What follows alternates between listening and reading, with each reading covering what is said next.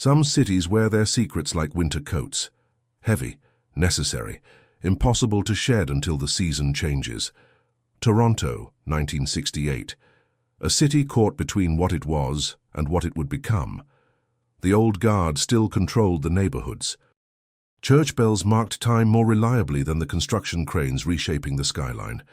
People knew their neighbors, trusted their routines, believed that order, once established, would hold. They were wrong. On the morning of March 14th, a discovery in the Don Valley Ravine would crack that certainty wide open.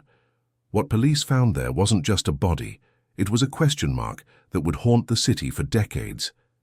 This is the story of a case that refused to stay buried, a mystery that outlived the investigators who first walked the crime scene, a truth that waited 56 years to surface. Memory is a strange thing. It fades, it distorts, but it never truly disappears. And sometimes when the conditions are right, when science catches up to silence, memory speaks again. The victim's name was Thomas Ashford, 28 years old, an accountant at a downtown firm. The kind of man who blended into crowds, who left work at 5:30, who paid his rent on time. Unremarkable in every way except one. He vanished on a Tuesday evening in February. And when he reappeared 4 weeks later, frozen into the ravine snow, the city realized it had been living alongside something it didn't understand. Violence, deliberate, close, personal. The investigation that followed would consume hundreds of hours, generate thousands of pages of reports, interview dozens of witnesses, and ultimately collapse under the weight of its own dead ends. For 56 years, Thomas Ashford's murder remained unsolved, his killer unnamed, his family left with questions that calcified into permanent grief, until 2024, when a detective named Sarah Chen opened a file that everyone else had forgotten. When genetic genealogy turned whispers into evidence. When an arrest shocked a community that thought it had moved on.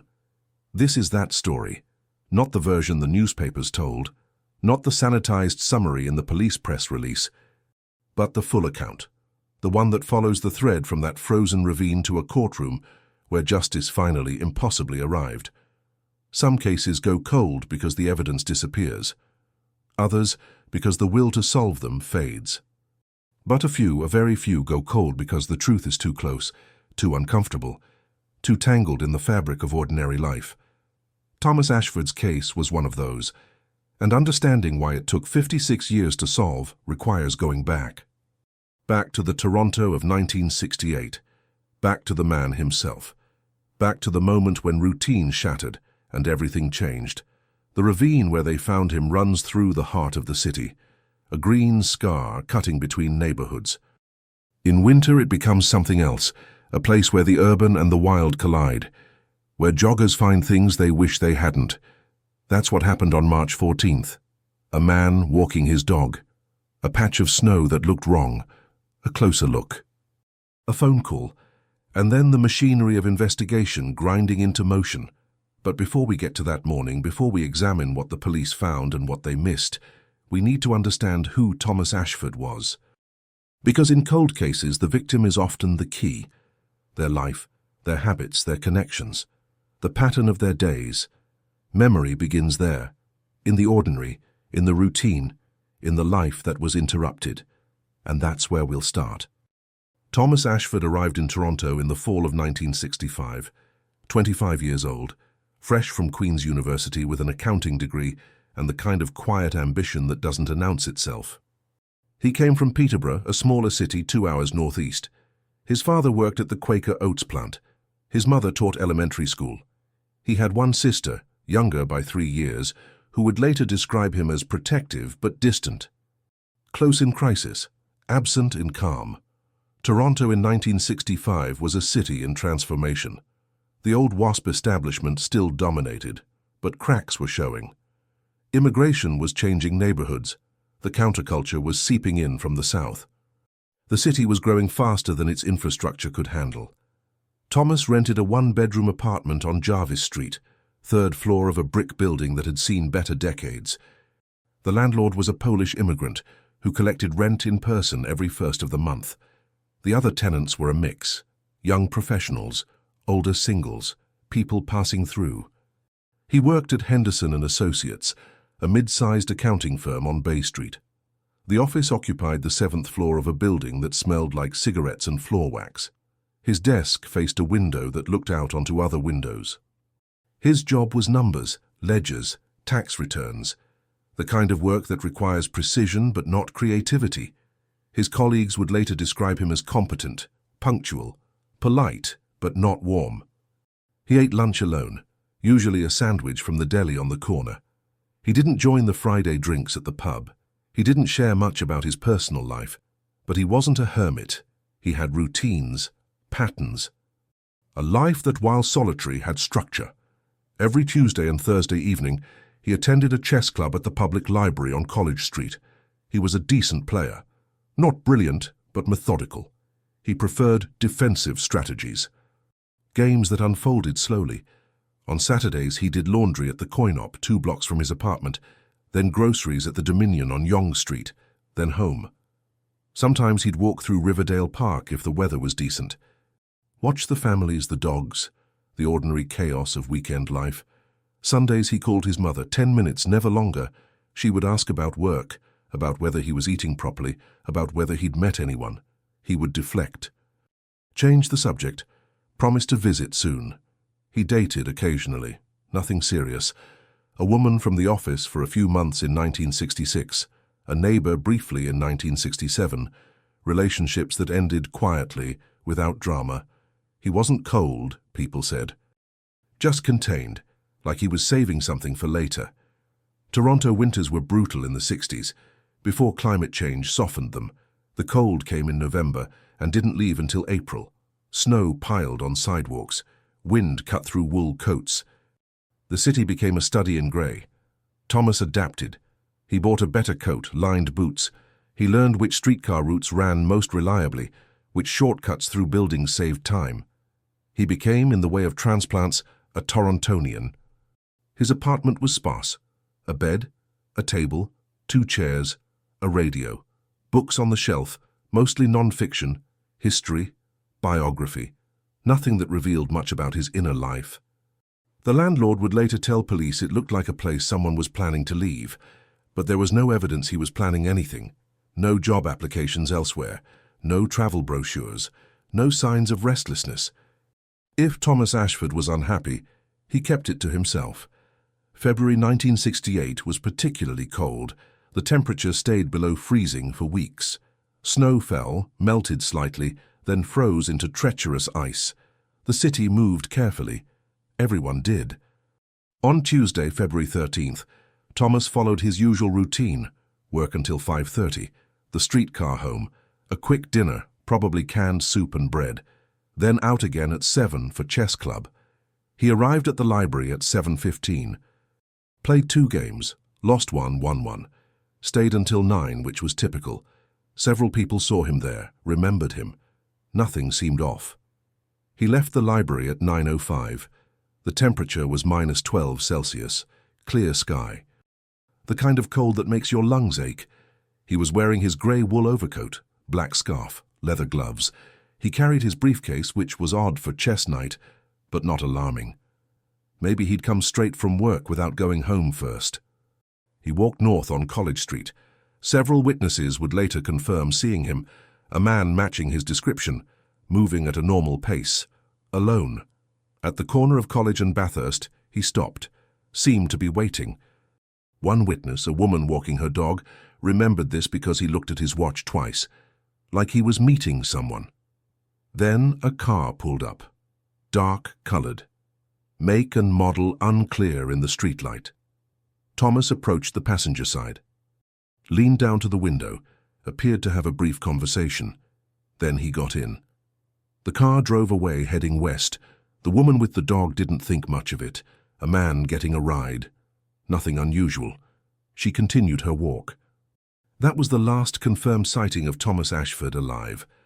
When Thomas didn't show up for work on Wednesday morning, no one panicked. People got sick, overslept, had emergencies. His supervisor made a note, tried calling his apartment. No answer. He'd follow up tomorrow, Thursday. Still no Thomas, still no answer at his apartment. Now it was concerning. The supervisor sent a junior accountant to check on him. The young man knocked on the apartment door. Nothing. Asked the landlord to open it. The apartment was empty. Bed made, dishes washed, everything in order. No signs of struggle, no note, just absence. The landlord mentioned that Thomas hadn't been home Tuesday night. He knew because he lived on the second floor and heard everyone come and go. Thomas's footsteps on the stairs were distinctive, slow, deliberate. They hadn't sounded Tuesday night. The supervisor called the police, filed a missing person report. Described Thomas, provided a photo from the company directory, explained that this was out of character. Thomas was reliable, predictable. Something was wrong. The police took the report, added it to the pile. In a city of 2 million, people went missing every day. Most came back, had explanations.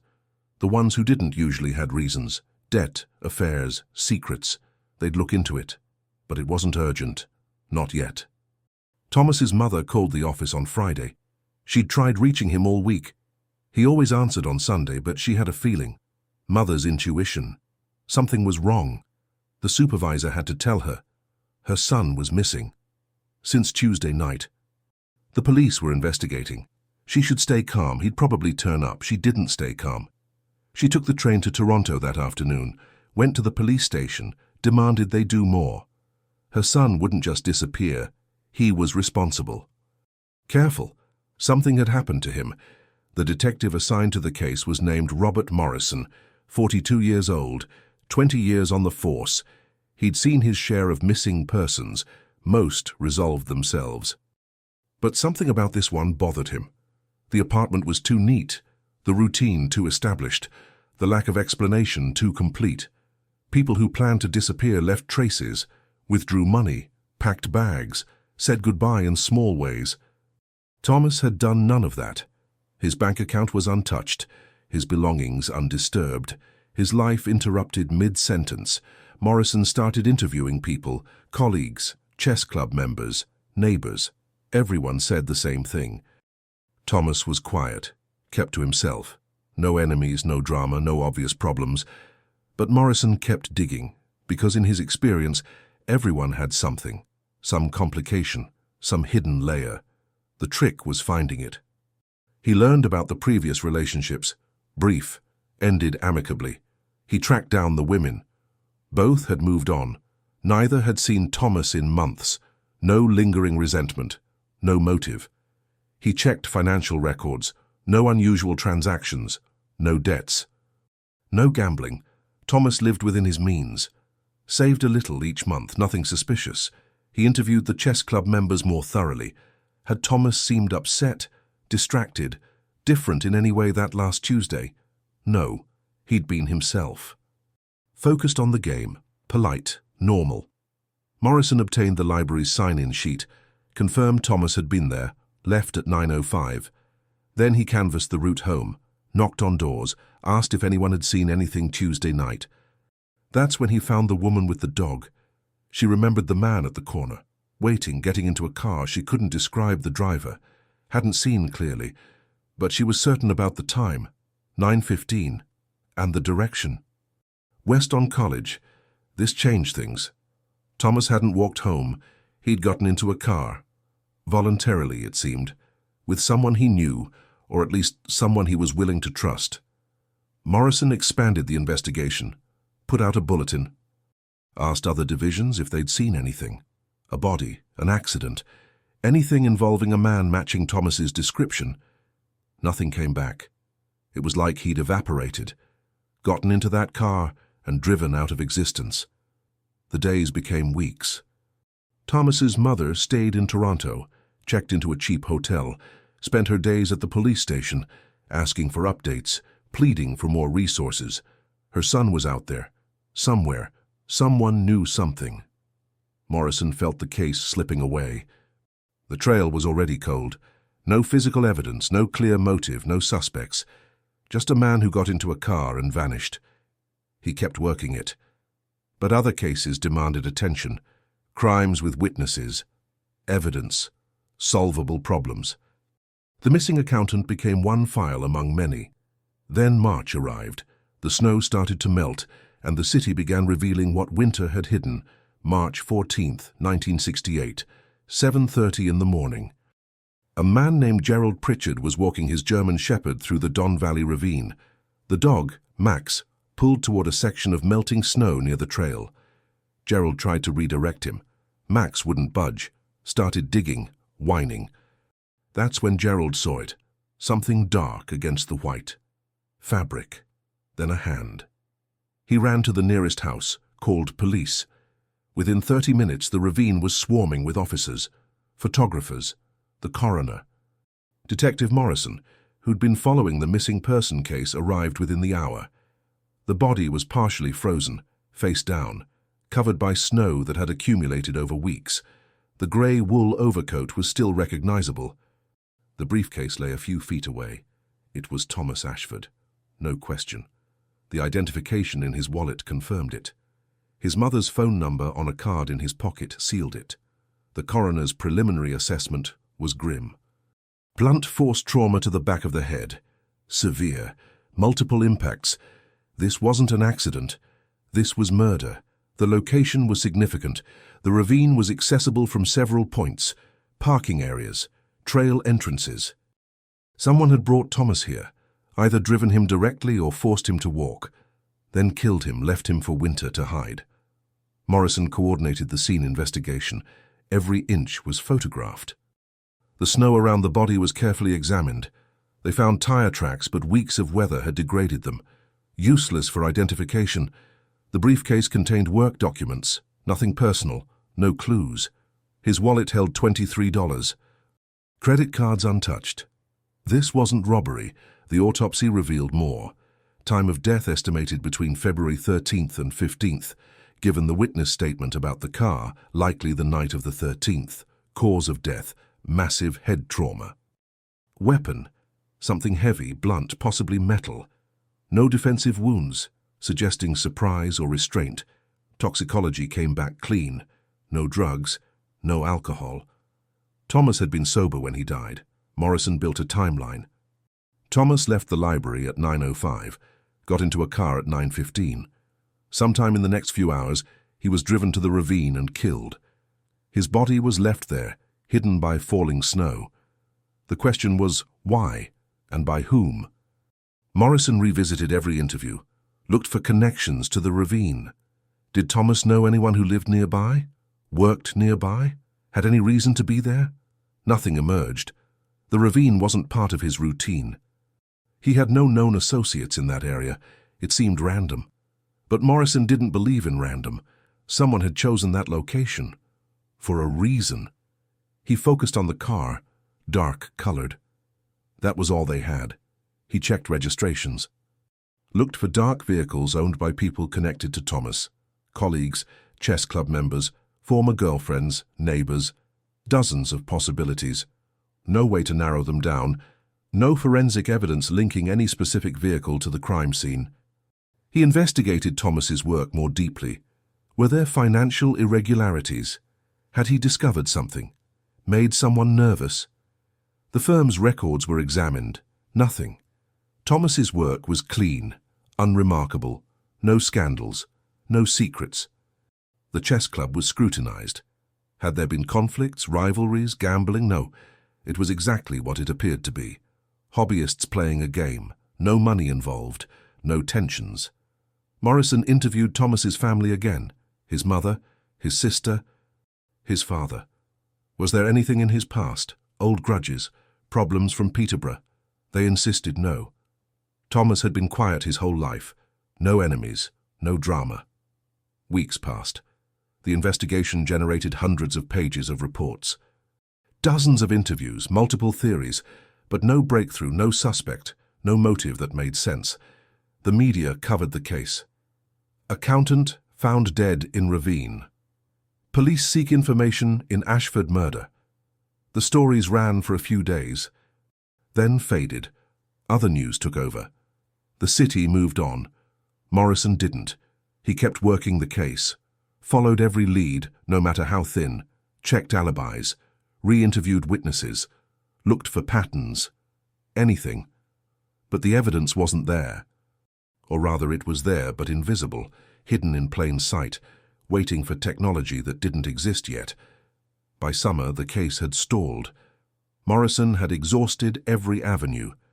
The file remained open, but active investigation ceased. Other murders demanded attention. Cases with suspects, evidence, hope. Thomas Ashford's mother returned to Peterborough, broken. Her son's killer was out there, walking free, living a normal life, and there was nothing she could do. Morrison kept the file on his desk, even as other cases piled up, even as years passed and he moved through the ranks. He never forgot Thomas Ashford, the quiet accountant who got into a car and never came home. He retired in 1988. 20 years after the murder, the case still unsolved. He'd failed, he knew it, carried it with him. Before he left the force, he wrote a memo, attached it to the file. This case is solvable. The killer is in these pages. We just don't have the tools to see them yet. Someday someone will. He was right, but it would take 36 more years. Time is supposed to heal, that's what people say. But for some wounds, time just changes the texture of the pain, makes it quieter, deeper, permanent. Thomas Ashford's family learned this. His mother never recovered. She died in 1985, 17 years after her son's murder. The death certificate said heart failure, but her daughter knew better. It was grief. Accumulated, calcified, finally fatal. His father lasted longer, made it to 1993, but he'd stopped talking about Thomas years before, couldn't bear it, the not knowing, the absence of justice. He packed away the photos, stopped visiting Toronto. Tried to forget. His sister, Margaret, was the only one who kept the memory alive. She married, had children, built a life. But every February 13th, she thought about her brother, wondered who had killed him, why, whether they were still alive, still free. She called the Toronto police every few years, asked if there were any updates. The answer was always the same. No, the case was cold. Unless new evidence emerged, there was nothing to pursue. The file itself moved through the system. From Morrison's desk to storage, from storage to archives, from archives to a warehouse where thousands of other unsolved cases waited, boxes stacked on shelves, names and dates written in fading ink. The city changed around it. Toronto in the 70s became something different, more diverse, more complex. The old certainties dissolved, the neighborhoods transformed. The people who remembered 1968 grew older, retired, died. New detectives joined the force, worked new cases. The name Thomas Ashford meant nothing to them, just another cold case, another unsolved murder from before they were born. Technology advanced, computers replaced typewriters, databases replaced filing cabinets. DNA analysis became standard, but cold cases required resources, manpower, justification. There were always newer crimes, fresher leads, better chances of success. Thomas Ashford's case stayed in the warehouse, untouched. Forgotten by everyone except Margaret. She aged, her children grew up. She told them about their uncle, the quiet man who'd been murdered, whose killer was never caught. They listened, but it was history to them, distant, abstract. Not real the way it was for her. In 2010, Margaret was diagnosed with cancer. Breast, aggressive, she fought it, survived. But it changed her, made her think about time, about what would happen when she was gone. Who would remember Thomas then? She started writing letters, to the police, to journalists, to anyone who might listen, asking them to look at the case again, explaining that her brother deserved justice, that someone out there knew something, that it wasn't too late. Most letters went unanswered. A few generated polite responses, sympathy, acknowledgement, but no action. The case was too old, the evidence too sparse, the chances too slim. Margaret kept writing. It became her mission. Her way of keeping Thomas alive, of refusing to let him become just another statistic, another forgotten victim. The city continued changing. The ravine where Thomas died became a popular trail. Joggers passed the spot every day. Had no idea what had happened there. The snow that had hidden his body melted and returned every year. A cycle, indifferent. The chess club at the library closed in 2003, budget cuts. The building was renovated. The room where Thomas played his last games became office space. No plaque, no memory, just new paint and different furniture. His apartment building on Jarvis Street was demolished in 2015, replaced by a condo tower, glass and steel. Expensive units, the kind of place Thomas could never have afforded. The landlord who'd collected his rent was long dead. The other tenants scattered. No one remained who remembered him. Henderson and Associates, the accounting firm, merged with a larger company in 1998. The office on Bay Street was closed. The files were digitized or destroyed. Thomas's employee records survived in a database somewhere. A few lines of text, hire date. Termination date. Reason, deceased. This is what happens to cold cases. They don't just go unsolved. They fade. The people connected to them die. The locations change. The context disappears. Until all that's left is a file in a warehouse and a name no one recognizes. But DNA doesn't fade. It waits. Patient, permanent, holding information that couldn't be read in 1968, that couldn't be understood in 1988. That required technology still being developed in 2008. In the warehouse, Thomas Ashford's evidence box sat on a shelf. Inside were items collected from the crime scene, his coat, his briefcase, samples taken during the autopsy, hair, fibers, biological material that had been preserved because someone, probably Morrison, had the foresight to save everything. That box was a time capsule, a message from the past to the future, waiting for someone to open it, to look with new eyes, to ask new questions. That someone was Detective Sarah Chen, and she wouldn't arrive until 2024. Sarah Chen joined Toronto Police's Cold Case Unit in 2023, 34 years old, sharp, methodical. She'd grown up hearing about unsolved cases. Her father had been a detective, retired now, but he'd passed on the obsession, the need to find answers. The Cold Case Unit was small. 4 detectives, hundreds of cases. They prioritized based on several factors: solvability, family advocacy, public interest, and increasingly DNA potential. Genetic genealogy had changed everything. Cases that had been impossible in the 80s were now solvable. All it took was preserved biological evidence and access to genealogical databases. The technology was expensive, time-consuming, but it worked. In January 2024, Chen was reviewing files, looking for cases that met the criteria: old enough to be cold, recent enough to have decent evidence preservation, violent enough to justify the resources. She found Thomas Ashford's file in the system, clicked through the digitized reports, read Morrison's notes, saw his final memo. This case is solvable. Something about it caught her attention. The victim's ordinariness, the lack of obvious motive, the careful preservation of evidence. She requested the physical file, the evidence box. It arrived 2 weeks later. She opened it carefully, catalogued the contents: the coat, still stained, the briefcase, leather cracked with age, and the biological samples: hair, blood, tissue, preserved in conditions that, miraculously, had kept the DNA viable. Chen submitted samples for analysis. The process took months.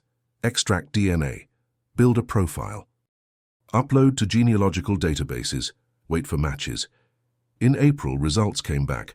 The DNA profile was complete. Male, not Thomas Ashford, someone else. Someone who'd left biological evidence at the crime scene, likely the killer.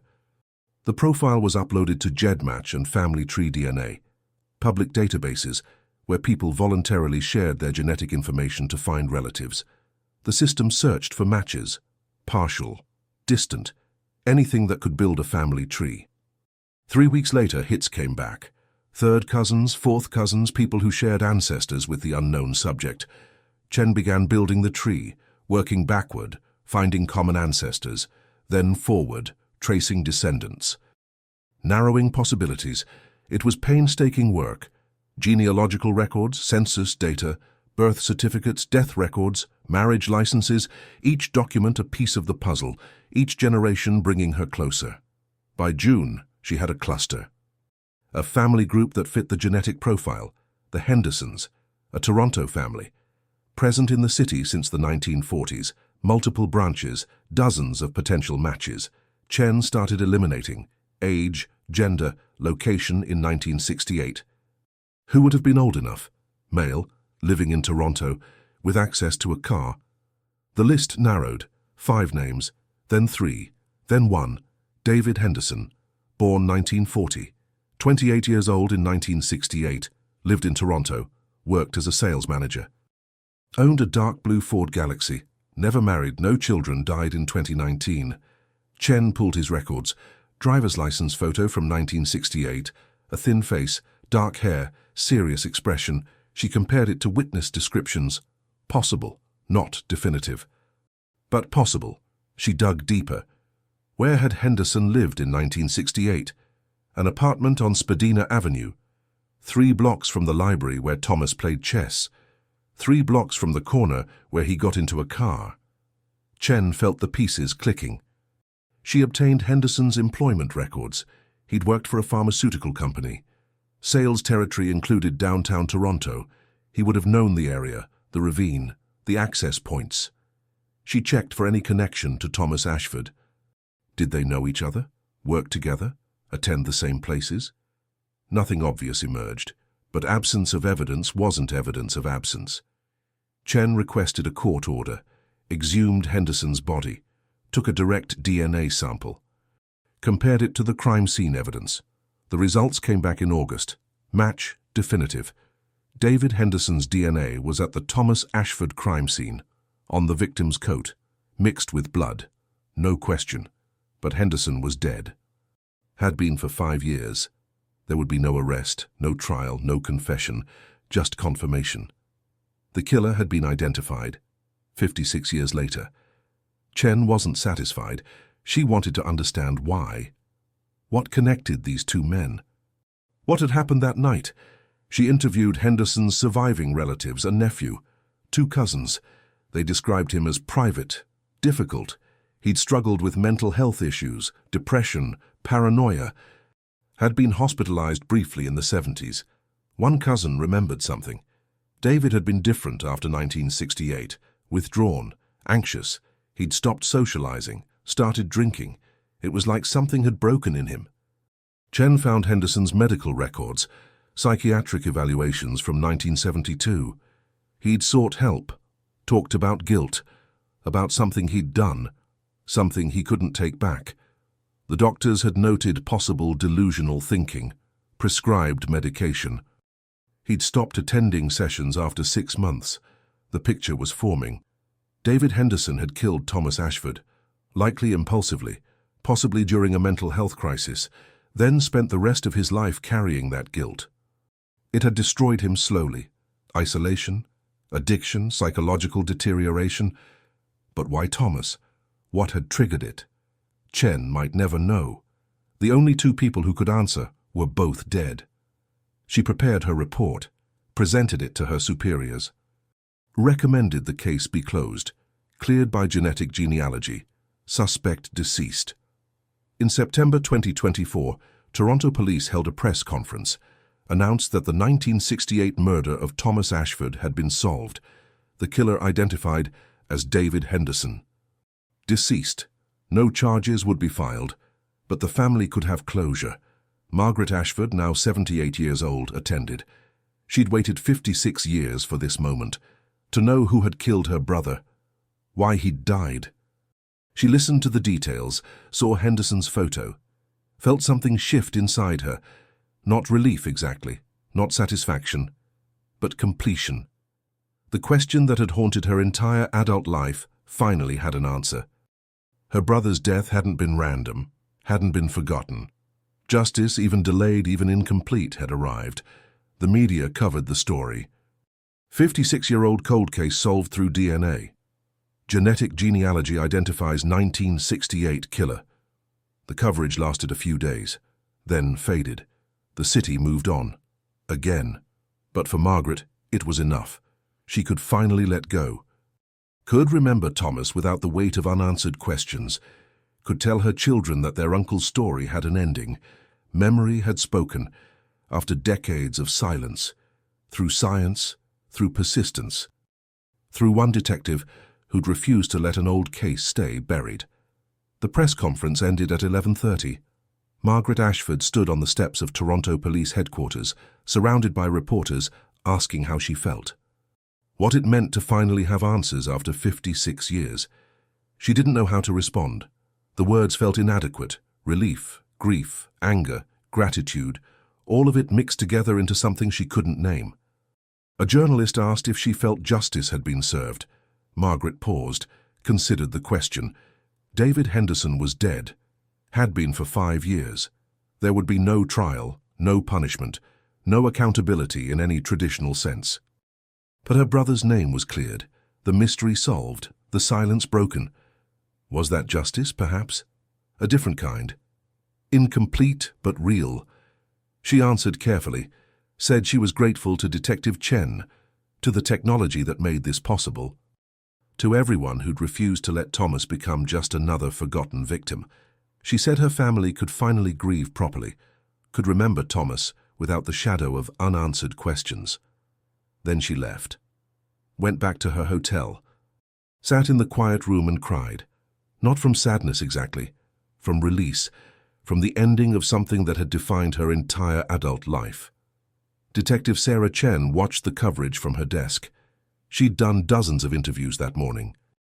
Explained the process, the genetic genealogy, the painstaking work of building family trees, the moment when everything clicked into place. But what she hadn't explained, what she couldn't fully articulate, was the weight of it. Opening a file from 1968, reading reports written by detectives long dead, holding evidence that had waited decades to speak, connecting past to present through science that would have seemed like magic to Morrison. She thought about him. The original investigator, Robert Morrison. He died in 2003. 21 years before the case was solved, he'd carried Thomas Ashford with him his entire career, retired without answers, died without knowing he'd been right. His memo had been prophetic. This case is solvable.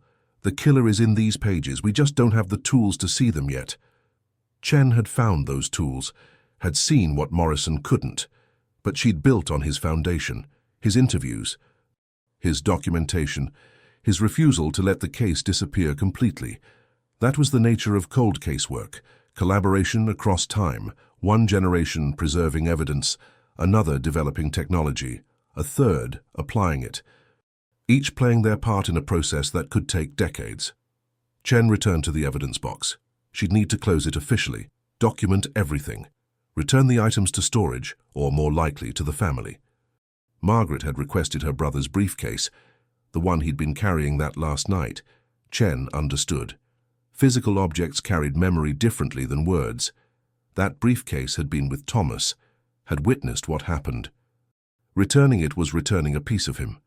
She arranged the transfer, met Margaret at the station, handed over the briefcase carefully. It was worn, cracked leather, tarnished brass clasps, 56 years old. Margaret held it like something fragile, opened it slowly. Inside were the work documents, yellowed paper, faded ink, numbers and calculations that had mattered once. She touched them gently, then closed the briefcase. Thanked Chen. Left. Chen watched her go. Wondered what Margaret would do with it. Keep it?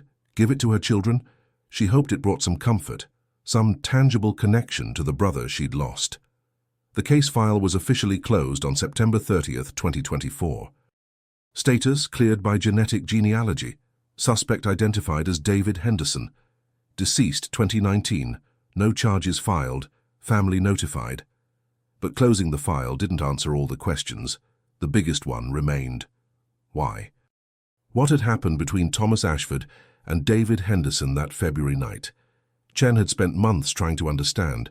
She'd built a profile of Henderson, traced his life, looked for patterns, connections, explanations. David Henderson had been born in Toronto in 1940. Middle-class family. Father worked in manufacturing. Mother was a homemaker. He had 2 siblings. Seemed normal by all accounts. He'd graduated high school in 1958, attended community college briefly, dropped out, worked various sales jobs, never stayed anywhere long. His employment record showed frequent moves, different companies, different territories. In 1968, he was working for Apex Pharmaceuticals, sales manager, downtown Toronto territory. He lived alone, had few friends. His colleagues described him as competent but odd, intense, prone to mood swings. Chen found no evidence he'd ever been arrested, no criminal record, no history of violence. Until February 13, 1968, David Henderson had been on paper an ordinary person. What changed that night? Chen had theories, none provable, none satisfying. Theory 1. Random encounter. Thomas and David crossed paths. Something triggered David. Phase psychotic break. Paranoid delusion. He attacked impulsively, killed without premeditation. Theory 2. Hidden connection. They knew each other somehow, had a conflict, business, personal, something that escalated, ended in violence. Theory 3. Mistaken identity. David intended to kill someone else, confused Thomas for his target, realized the mistake too late. Each theory had problems. The first didn't explain why David stopped at that corner, why Thomas got in the car. The second had no supporting evidence, no documented connection between the men. The third seemed unlikely given the deliberate nature of the crime. Chen reviewed the witness statement again. The woman with the dog. She'd seen Thomas waiting at the corner, looking at his watch. Like he was expecting someone, that suggested arrangement. Thomas knew he was meeting someone, had agreed to it, trusted them enough to get in their car. But there was no record of any relationship between Thomas and David. No phone calls, no letters, no mutual acquaintances that Chen could find, unless it was recent. A chance meeting in the days before, a conversation that led to an arrangement. Something undocumented, invisible to investigation. Chen imagined it. Thomas leaving the library, walking to the corner, David pulling up. Maybe they'd met at a bar, a restaurant, struck up a conversation. David offered a ride. Thomas accepted. Or maybe David had been following him, watching, waiting for an opportunity. The corner was convenient, dark, few witnesses. He pulled up, said something, convinced Thomas to get in. What happened next was clearer. They drove to the ravine. David parked. They got out. Maybe David suggested a walk. Maybe he forced Thomas at gunpoint. Either way, they ended up on that trail. Then David attacked, from behind. Blunt object. Multiple blows. Thomas died quickly. Probably didn't understand what was happening. Didn't have time to fight back. David left the body, drove away, went home, tried to continue his life, but couldn't. The guilt consumed him, slowly, inevitably. His psychiatric records from 1972 mentioned intrusive thoughts, nightmares, flashbacks to something he'd done.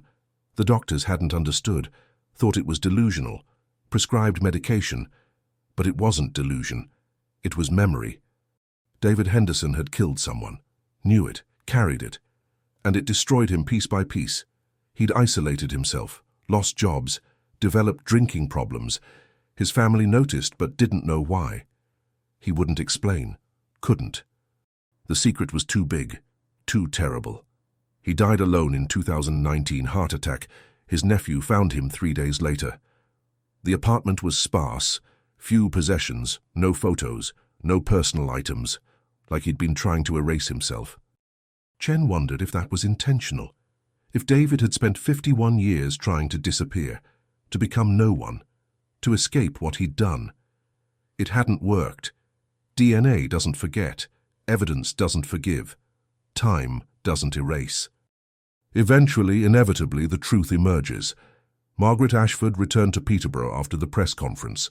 She brought the briefcase with her, placed it on a shelf in her study, next to photos of Thomas, her parents, the family that had been broken that February night. She told her children the full story, showed them the news coverage, explained who David Henderson was, what he'd done, how he'd been caught. Her daughter asked if she hated him. Margaret thought about it. Did she? She'd spent decades imagining the killer, constructing a monster in her mind, someone evil, cruel, inhuman. But David Henderson wasn't that. He was broken, sick, capable of terrible things but not immune to consequences. He'd suffered, maybe not enough, maybe not in the right way, but he'd suffered. She didn't hate him, she pitied him, and she was grateful he was dead. Both things could be true. Her son asked what would happen now. Margaret didn't know. The case was closed, the story told. What came next was just living, remembering Thomas without the weight, honoring him without the obsession. She started writing, a memoir, about her brother, about the decades of waiting, about the moment she finally learned the truth. She wanted to preserve it, make sure Thomas wasn't forgotten, that his story meant something. Detective Chen moved on to other cases. The cold case unit had dozens waiting, each one a life interrupted, a family broken, a question unanswered. She thought about Thomas Ashford sometimes, wondered what he would have become if he'd lived. He'd been 28, young. His whole life ahead of him, career, family, experiences, all stolen by one violent act. She thought about David Henderson too. What his life might have been if he hadn't killed someone, if he'd gotten help earlier. If the mental health system in 1968 had been better, if. But history doesn't deal in hypotheticals, only facts. David killed Thomas, destroyed both their lives. That was the truth. Simple, terrible, complete. The Toronto media moved on quickly. By October, the story was forgotten, replaced by new crimes, new mysteries. The city's attention span was short, always had been. But in certain circles, the case became significant. Cold case investigators studied it. Genetic genealogy experts cited it. It became a teaching example, proof that old cases could be solved, that technology changed everything, that persistence mattered. Universities invited Chen to speak. She explained the process, the challenges, the moment of breakthrough. Students asked questions. How did you know where to look? How did you build the family tree? How did you feel when you got the match? She answered honestly. Said it was methodical work, tedious, frustrating, but worth it. Every solved case was a life honored, a family given closure, a killer identified. She didn't romanticize it, didn't pretend it was always satisfying. Sometimes the answers raised more questions, sometimes the resolution felt incomplete, but it was better than silence, better than nothing. The ravine where Thomas died remained unchanged. Joggers still used the trail, cyclists passed through. Families walked their dogs. None of them knew what had happened there. The city had no marker, no memorial, just trees and paths and the river flowing below. Margaret visited once. In November 2024, she wanted to see the place. Stand where her brother had died. She wasn't sure why. Maybe closure, maybe curiosity, maybe just the need to make it real. Chen offered to accompany her. Margaret accepted. They drove to the ravine together, parked, walked down to the trail. Chen showed her the approximate location, explained what investigators had found, how the scene had looked. Margaret stood quietly, looked around. It was beautiful, peaceful. Hard to imagine violence here, but that was always true. Terrible things happened in ordinary places, made them haunted without changing their appearance. She said a prayer, not religious exactly, just words, a goodbye, an acknowledgement. Thomas had been here, had ended here. Now she'd been here too. The circle was complete. They walked back to the car. Margaret thanked Chen, said she could finally let go, could stop carrying this, could remember Thomas as he'd been, not as a victim, not as an unsolved mystery, just as her brother. Chen understood. That was the gift of resolution. Not justice exactly, not revenge, but the ability to move forward, to transform grief from an open wound into a scar. Still there, still visible, but healed. December came. The anniversary of Thomas's disappearance approached. February 13th would mark 57 years, Margaret decided to do something different. Instead of mourning, she'd celebrate. His life, his memory, the fact that his story finally had an ending. She organized a small gathering, family, friends, people who'd known Thomas or known of him. She displayed photos, told stories, shared the briefcase, let people hold it, connect with him. Her grandson, 16 years old, asked what Thomas had been like. Margaret smiled, said he'd been quiet, kind, thoughtful, not exciting maybe, but good, solid, the kind of person you could rely on. She said he'd loved chess, numbers, order. He'd wanted a simple life, hadn't gotten it, but he'd tried, and that mattered. The gathering ended. People left. Margaret sat alone with the photos, felt something she hadn't felt in decades. Peace, not happiness, not satisfaction, but peace. Thomas's story was complete. The question answered, the killer named, the family informed. It wasn't perfect, it wasn't fair, but it was done. Detective Chen received a letter in January 2025 from Margaret, thanking her, explaining what the resolution meant, how it had changed everything.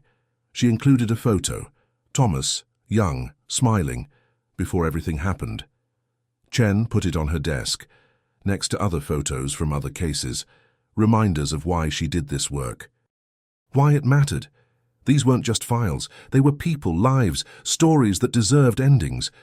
She opened the next case, another cold file, another victim waiting, another family hoping. The work continued. It always did. Memory is a strange thing.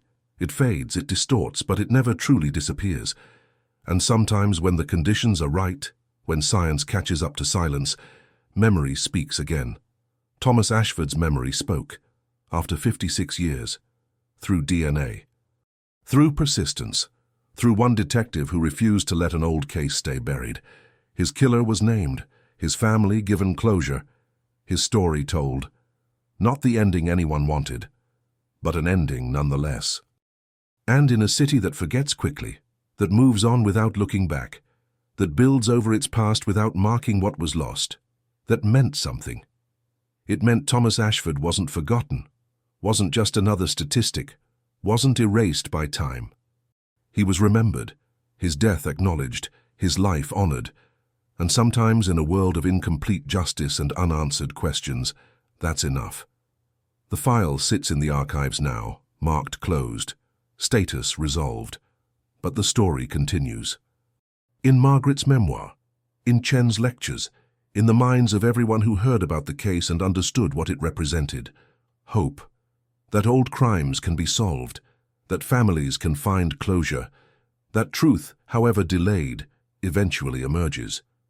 David Henderson is buried in Mount Pleasant Cemetery. No one visits his grave. His family rarely speaks of him. He's become what he tried to be in life. No one. Forgotten. Thomas Ashford is buried in Peterborough. His grave is well maintained. Flowers appear regularly. His name is remembered, his story told. He became what he never sought to be. Significant, memorable, known. That's the final irony. The victim outlasts the killer. In memory, in meaning. In the stories we tell about who matters and why, Toronto continues. The ravine remains, the city builds, changes, forgets and remembers in cycles.